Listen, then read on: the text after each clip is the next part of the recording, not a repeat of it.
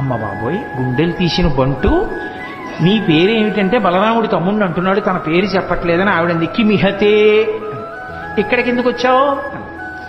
ఓసారి ఇలా చూసి, ఓ మా ఇల్లు కాదా, మా ఇల్లు అనుకున్నాను.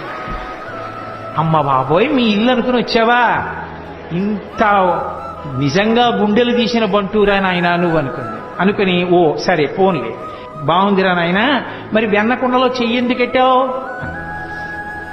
ఆయన అన్నాడు వెంటనేను, అమ్మా కాసేపు గట్టిగా మాట్లాడుకుంటా ఉంటావా? ఎందుకమ్మా అంత గట్టిగా ఊరికే ఏంటి వెన్న కుండలో చెయ్యెట్టావు, ఇక్కడికి ఎందుకు వచ్చావు అని అరుస్తానంటే, మా ఆవు దూడ ఒకటి తప్పిపోయింది, వెన్నకుండలో ఉందేమో అని వెతుకుతున్నాను, అరిస్తే పారిపోతుంది దూడని. వెన్నకుండలో దూడ దూరిందా, చెయ్యి పెట్టి వెతుకుతున్నావా, దూడ పారిపోతుందా అని తెల్లబోయి ఆవిడ చెయ్యి వదిలేసింది, పారిపోయింది. నిద్రపోతున్నటువంటి ఆ చిన్ని కృష్ణుడి దగ్గరికి వెళ్ళి